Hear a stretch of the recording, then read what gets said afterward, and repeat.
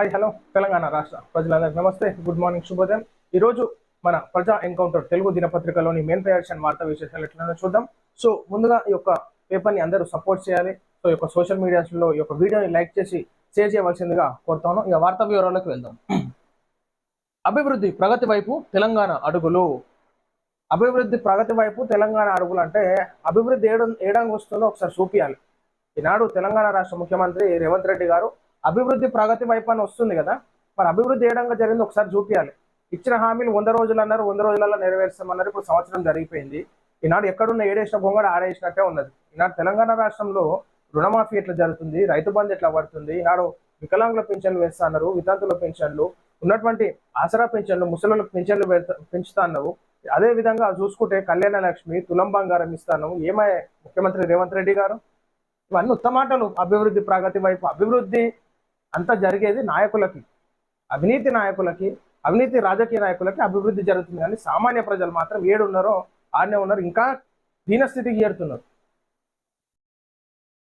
చూడరు ముచ్చట ఎట్లుందో, ఇంత పెద్దగా రాస్తారు. ఇక చెప్పు మాట నాయకులు మనిషి ఇంత పెద్ద మాటలు చెప్తుంటారు. ఇక మేము ఇది చేసినాము అది చేసినాం కానీ ఏమి ఉండదు ఆడ. రైతుల అభివృద్ధికి అనేక రకాల చర్యలు, రుణమాఫీ, రైతు భరోసా వంటి పథకాల అమలు, రికార్డు స్థాయిలో 260 లక్షల మెట్రిక్ టన్నుల వరి ఉత్పత్తి. గిట్టుబాటు ధర ఏది, రైతాంగానికి గిట్టుబాటు ధర ఏది ముఖ్యమంత్రి రేవంత్ రెడ్డి గారు అని చెప్పి అడుగుతున్నాను నేను.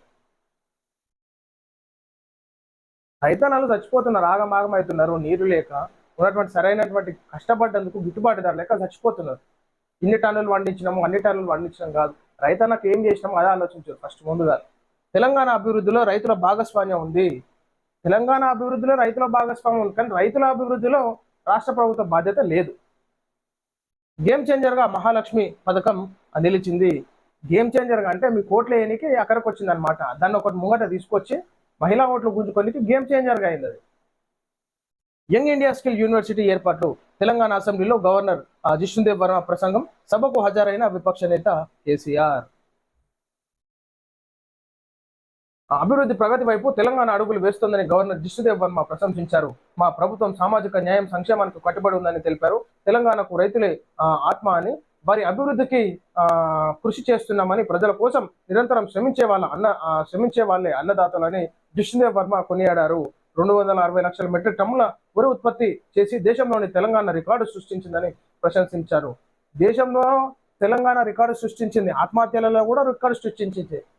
అన్నదాతలు, రైతన్నలు కష్టపడడానికి గిట్టుబాటు ధర లేక ధాన్యము నష్టపోయి ఉన్నటువంటి ఇది వర్షాకాలాలలో ఎంత నష్టపోయి రైతన్నలు వారిని ఏ విధంగా ఆదుకున్నారు ఒకసారి రాష్ట్ర ప్రభుత్వం. రైతన్నలు తెలంగాణ రాష్ట్రానికి ఆర్థికంగా సహాయపడుతున్నారు, కానీ ఉన్నటువంటి గిట్టుబాటు ధర లేక రైతన్నలకు మీరు చేసింది ఏం లేదాడ. తెలంగాణ అసెంబ్లీ సమావేశాలు బుధవారం ఉదయం గవర్నర్ ప్రసంగంతో ప్రారంభమయ్యాయి. ఉభయ సభలు ఉద్దేశించి గవర్నర్ జిష్ణుదేవ్ వర్మ ప్రసంగించారు. తెలంగాణ భౌగోళిక ప్రాంతమే కాదని, ఒక భావోద్వేగ ప్రాంతమని, స్థిరత్వం, దృఢత్వం సంకల్పానికి గుర్తు తెలంగాణ అని అన్నారు. తెలంగాణ అభివృద్ధిలో రైతుల భాగస్వామ్యం ఉందని, రైతులకు మద్దతు ఇవ్వడం, వారిని శక్తివంతులుగా తీర్చిదిద్దమే తమ బాధ్యత అని, దేశంలోనే అత్యధికంగా ధాన్యం పండిస్తున్న రాష్ట్రం తెలంగాణ అని తెలియజేశారు. రైతులకు రుణమాఫీ చేశామని అదే ఏడే చేసిరో ఒకసారి చూపిరి, మొత్తం చేసిరా చెప్పండి. ఇదే రైతుల పట్ల తమ ప్రభుత్వానికి ఉన్న చిత్తశుద్ధి నిదర్శనం అన్నారు. 25.35 లక్షల మంది రైతులకు ప్రయోజనం కల్పించామని, ఎకరానికి 12,000 చొప్పున రైతులకు అందిస్తున్నామని, రైతు నేస్తం అమలు చేస్తామని, వరికి 500 చొప్పున బోనస్ ఇస్తామని. ఏడిచ్చిర్రు ఎట్లిచ్చిర్రు, ఏడంగి ఇచ్చిర్రు, ఏ రైతుకు బోనస్ ఇచ్చిర్రు? రైతుల కోసం వ్యవసాయ కమిషన్ ఏర్పాటు చేశామన్నారు.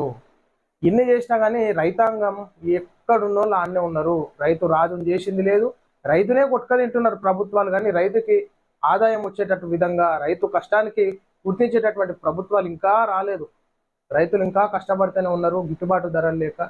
వారు సలనక, ఎండనక, వాననక, ఒక సాగు లేదు, ఒక దావత్ ఉండే, ఏముండే రైతన్నలకి. ఎంత కష్టపడుతుంటారు అంటే వాళ్ళ ఇంట్లో చుట్టాలు ఎవరైనా చచ్చిపోయినా కానీ, అరే వరిసేనికి నీళ్లు పెట్టాలి, మళ్ళు కట్టలేమన్నా తెగిపోయినాయేమో, అది ఎట్లుంది, అంతా వాళ్ళకి ఆగమాగం అవుతుంటారు. ఒక్కరోజు ఎటన్నా పోయి రావాలంటే. రైతన్నలు అంటే ఒకసారి వాళ్ళు రోజు కాళ్ళతోని, చేతులతోని బురదమయంగా వాళ్ళ 10 ఏళ్ళు ఆ మట్టిలో పని చేస్తుంటేనే ఈనాడు మన చేతులకి 5 ఏళ్లతోనే ఒక బుక్క అన్నం పోతుంటారు నోట్లకు. ఒకసారి గుర్తుంచుకోవాలి, రైతన్నల గురించి ఆలోచించాలి ప్రభుత్వాలు. గిట్టుబాటు ధర ఇవ్వండి, సరైన గిట్టుబాటు ధర. రైతన్న పండించిన ధాన్యాన్ని గిట్టుబాటు ధర ఇస్తే రైతులు ఆటోమేటిక్ గా సంతోషపడతారు.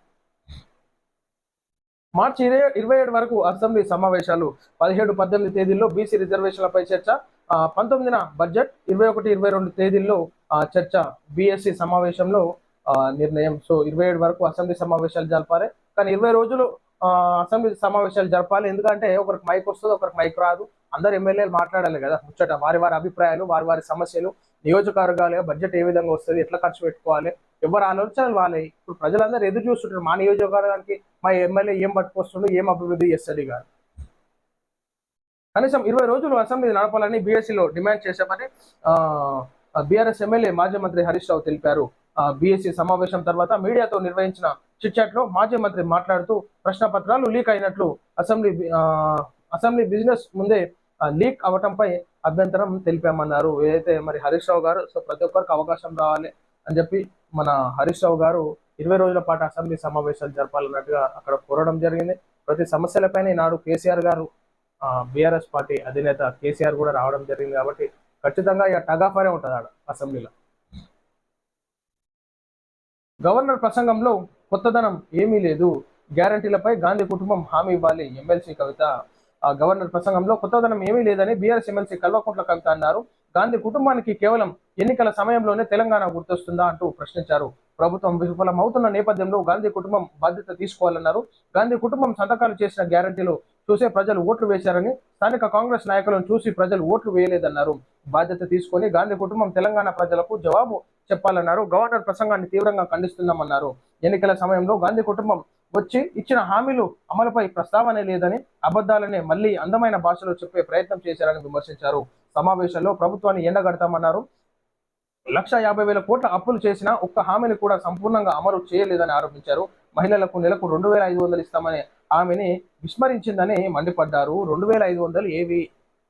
రేవంత్ రెడ్డి గారు 2,500 రూపాయలు ఏవి? ఏమైనా ఎక్కడికి పోతున్నాయి? వాళ్ళకి మితితోని కట్టేయాలి మరి. ఎందుకంటే ఓట్లు వేసుకుని గద్దెలను ఎక్కిరు, మీ పని మీరు చేస్తున్నారు. మరి ఇచ్చిన హామీని కూడా నెరవేర్చాలి కదా. 2,500 రూపాయలు మితితో చెల్లించాలి.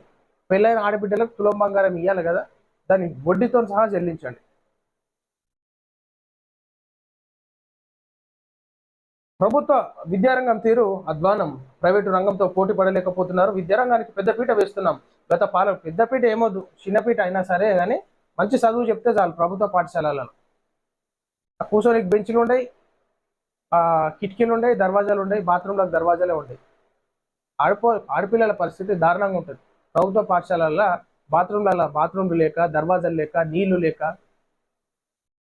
నియామకాలు, ఉద్యోగ నియామక పత్రాలు అందించిన సీఎం రేవంత్. లెక్చరర్లు కళాశాలను తీర్చిదిద్దాలి, దిద్దుతూనే ఉండదు. తీర్చిదిద్దాలి. ఈ 5 ఏళ్ల వరకు దిద్దుతూనే ఉండదు.